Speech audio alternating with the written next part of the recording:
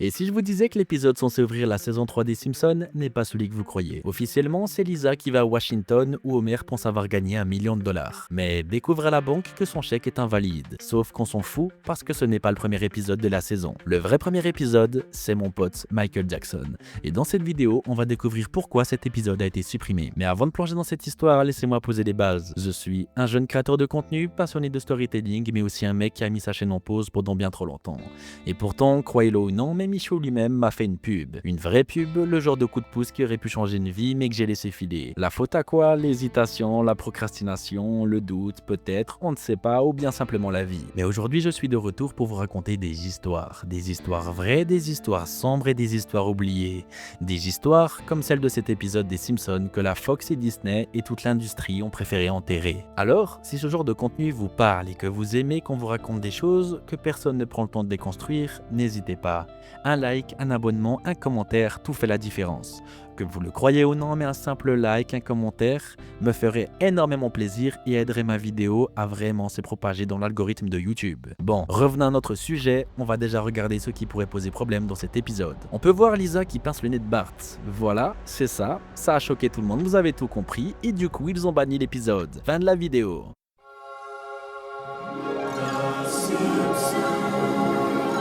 Heureusement que non, c'est bien plus complexe que ça. Bart se réveille et Lisa lui explique que pour une fois, vu que son anniversaire arrive dans pas longtemps, elle aimerait bien avoir un cadeau. Alors Bart veut se rattraper. Après le petit déjeuner, Marge sort les vêtements de la machine à laver. Et là, petit souci, tous les habits sont devenus roses à cause d'une casquette rouge que Bart avait laissée. Homer n'a pas de choix, il est très énervé et il doit porter une chemise rose au travail et ça l'embête. Mais ça va surtout le faire un peu trop se démarquer de ses collègues, ce qui est bizarre car son ami Carl, qui porte souvent une chemise rose, n'en a justement pas mis aujourd'hui. Monsieur Burns repère Homer sur les caméras de surveillance et lui demande une explication sur cette tenue. Il se retrouve littéralement en garde à vue pour une chemise rose. Mais c'est ça qu'on aime, c'est les Simpsons. Burns pense qu'il y a quelque chose de louche, donc le docteur Marvin Morrow donne à Homer un questionnaire psychologique.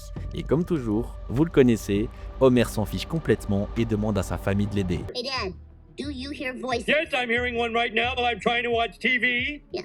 Sauf que Bart répond n'importe quoi au formulaire et au moment d'analyser les réponses, le docteur est formel. Homer est fou, mais surtout dangereux. Résultat, il est envoyé directement dans un hôpital psychiatrique où il partage sa chambre avec un gars qui se fait appeler Michael Jackson. She's just a girl, says that I am the one, but the kid is not my son.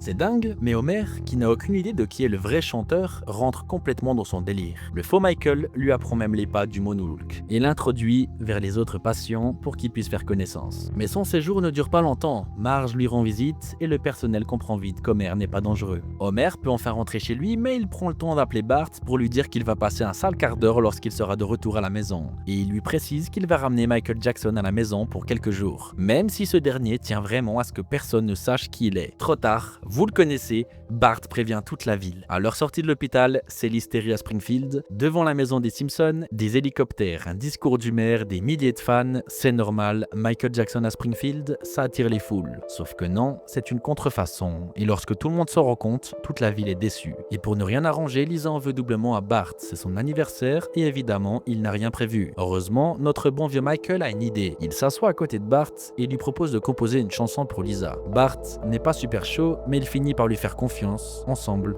ils passent la nuit à créer le morceau. Lisa, it's your birthday. God bless you this day. Le lendemain, Lisa l'écoute et est touchée. Toute la famille est bouche bée et Michael dévoile enfin sa véritable identité. Il s'appelle Léon Komposky et sa vraie voix est totalement différente. Il avoue avoir imité Michael Jackson pour paraître plus cool dans la vie, donc on peut se dire que c'est un vrai chill guys. Alors, pourquoi cet épisode a-t-il été banni en 2019, soit 28 ans après sa première diffusion? Parce que même si l'épisode parle d'hôpital psychiatrique, il reste plutôt léger et drôle.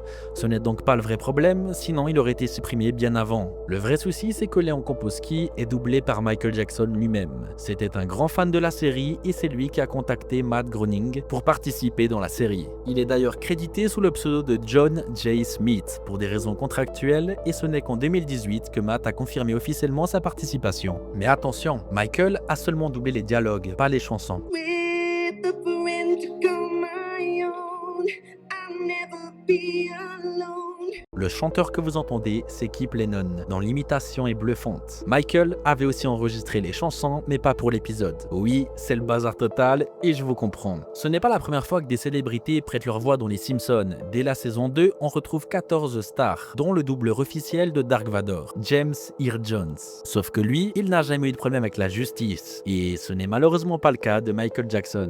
Doctor, thank you very much. There is breaking news now on Fox News Channel.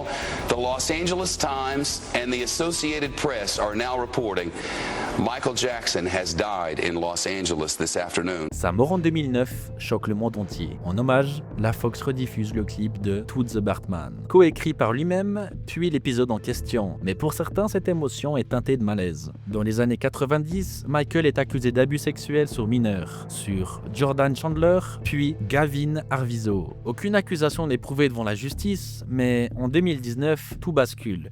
Le documentaire Living Neverland sort avec de nouvelles révélations et accusations qui frappent le monde. Je ne vais pas rentrer dans les détails, mais ce n'est pas très joyeux. Après la diffusion, plusieurs médias réagissent. Des stations de radio du monde entier retirent sa musique de leur radio.